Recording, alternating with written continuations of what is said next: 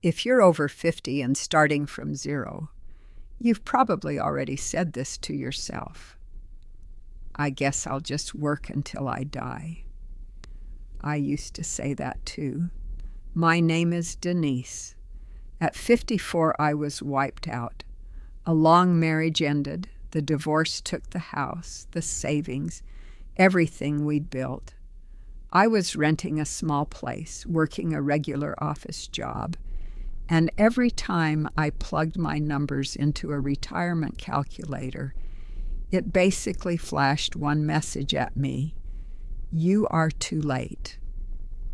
I remember sitting at my kitchen table one night, staring at a blank legal pad, thinking, so this is it. I just grind until my body gives out. Today I'm 64. I don't have millions. I don't live some Instagram fantasy life. But here's what's different. Between Social Security and the dividend income from the portfolio I built in my 50s, my basic bills are covered: the rent, the groceries, the utilities. I still work part-time, but now it's by choice, not survival. And it didn't take 30 years. It took about 10. No day trading, no magic stocks, no lottery tickets. Just a simple, boring dividend plan that I actually stuck with when it wasn't fun, when it felt too small, and when nobody else believed it would matter. What you're about to hear is that plan. How to retire on dividend income by 65, even if you're starting at $0. Not a fantasy, a 10-year roadmap. And by the end, you'll know exactly what it would take for you. Let's start with the ugly part. If you're 50, 55, even 60, with nothing saved, the math is not friendly. You don't have decades for compounding to quietly bail you out. You don't have time for "I'll figure it out later." And keeping all your money in a savings account, paying you pennies while prices go up around you, is just slow motion loss. If you want real dividend income by 65, there are 3 things you have to do at the same time. Spend less than you want. Invest more than feels comfortable. Stick with a boring plan long after your emotions are screaming at you to stop.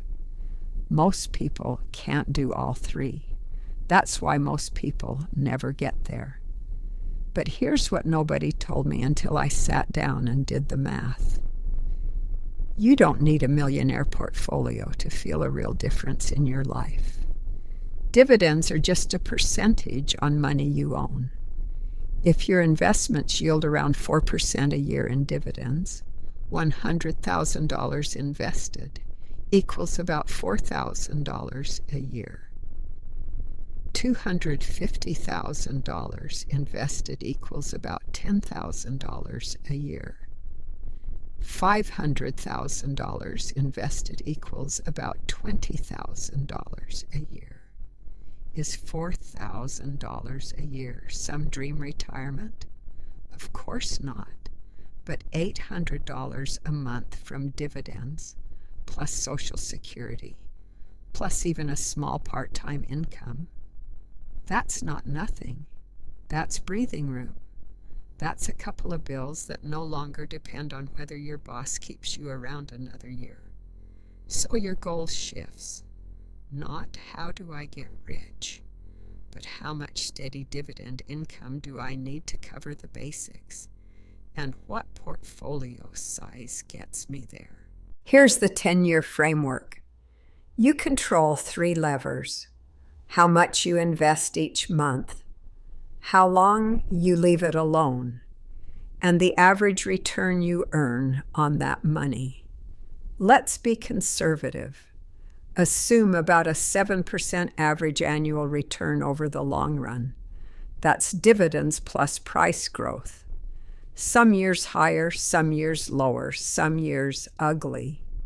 If you invest, $300 a month for 10 years at 7%, around $50,000. $500 a month for 10 years, around $86,000. $1,000 a month for 10 years, around $173,000. At a 4% dividend yield, that turns into roughly $50,000 to about $2,000 a year in dividends, $86,000 to about $3,400 a year, $173,000 to about $6,900 a year. Now picture that layered on top of Social Security, maybe a paid-off car, maybe some part-time work you don't hate. Is that never work again money? Probably not. Is it the difference between panic and stability? Absolutely. So the real question becomes, what monthly number can you commit to and keep raising for 10 years? That's the decision that matters. Phase 1. Years 1 to 3. Building the habit and the machine. Those first 3 years are where I almost quit, because in the beginning, it feels like nothing is happening. Step 1. I opened a simple brokerage account I could actually understand. No fancy trading platform, just a place where I could buy funds, see my balance, and set up automatic transfers. Step 2. I automated a monthly investment. For me, it started at $250 a month. It hurt. It felt like I was ripping money out of an already tight budget. For you, it might be $200. It might be $500. If you're in a high-earning job and serious, it might be $1,000 or more. The exact number matters less than this. It has to happen every month, whether you feel like it or not. Step 3. I chose boring, diversified, dividend-focused investments, not individual hot stocks, not something I heard on TV. Think in buckets. Funds that own big, established companies that have paid dividends for years. Funds that hold real estate investment trusts that pass through rental income. Broad market funds that include companies with a track record of growing their dividends over time. In Phase 1, my simple rules were: contribute every month, keep it diversified, reinvest every dividend back into more shares. That's it. The actual dividend checks were tiny at first. I remember the first quarter I earned something like $17 in dividends and wanted to laugh, but I reminded myself, Phase 1 is not about the income. Phase 1 is about changing who you are, from someone who only pays bills into someone who also owns assets. By year 4, something clicked. I had watched my account go up and down. I had survived news headlines, corrections, and that constant whisper of maybe you should just stop. And I realized the biggest change in my account wasn't the market. It was me, how much I was putting in. So in Phase 2, the focus shifted. How do I free up more money to feed this machine?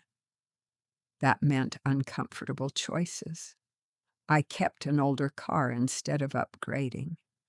I moved to a slightly cheaper place. I cut subscriptions and little expenses that were quietly burning thousands a year. I picked up extra work for a season and sent every dollar of that side income straight into my investments. An extra $100, $200, or $300 a month may not feel like much. Over a decade, At 7%, it can be tens of thousands of extra dollars. During these years, my portfolio crossed $50,000, then $75,000. At a 4% yield, that's $2,000 to $3,000 a year in dividends. Still not enough to quit, but enough that a couple of bills every single year were now being handled by assets instead of my paycheck. This is the dangerous middle, the part where most people give up because the progress is invisible to everyone else. You have to decide that you care more about where you'll be at 65 than about impressing anyone at 60. By years 8, 9, and 10, the snowball is real. If you've stayed consistent and pushed your contributions when you could, your portfolio may now sit in the low six figures. Maybe $120,000, maybe $180,000, maybe $250,000 or more, if you were aggressive. Now the question shifts. How do I make this a reliable income engine? That can mean favoring funds with a long, boring history of paying and increasing dividends, reducing exposure to the riskiest sectors that might slash payouts when things get rough, still reinvesting most dividends, but maybe starting to take a small portion in cash as you approach your retirement date to test living on that income. At a 4% yield, $150,000 throws off about $6,000 a year. $250,000 throws off about $10,000 a year. $300,000 throws off about $12,000 a year. Layer that on Social Security. Imagine your rent and groceries mostly covered before you ever clock in. You can still work if you want. You just don't have to cling to every paycheck like a life raft. That's what retiring on dividends really looks like for most late starters. Not a yacht, a softer landing. Now, let's be honest about risk. Dividends are not guaranteed. Companies cut them. Markets crash. Inflation creeps. You cannot control any of that. You can control how much you save, how consistently you invest, how diversified you are, and how you react when the market throws a tantrum. You lower risk not by hunting for the perfect stock, but by spreading your bets across many, refusing to panic sell, and remembering that dividend investors get paid to wait. If I were 55 today, starting at zero, and wanted dividend income by 65, here's exactly what I'd do. I'd pick a monthly amount that scares me a little and automate it. I'd put that money into a simple mix of diversified, dividend-focused funds. I'd review my budget with brutal honesty and look for any way to push that monthly number higher each year. I'd ignore the hot tips, the urgent headlines, the temptation to jump ship every time the market wobbles, and I'd measure progress with two questions. Is my contribution bigger this year than last year?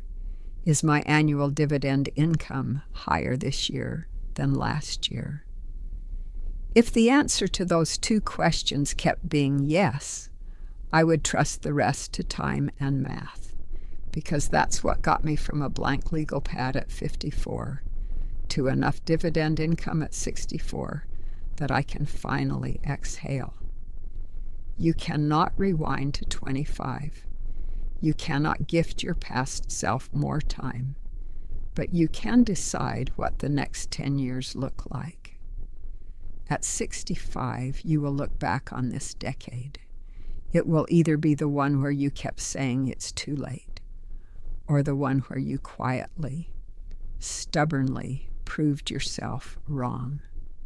Dividend income by 65, starting at 0, is not about being perfect. It's about refusing to stay at 0. One decision, one habit, one decade.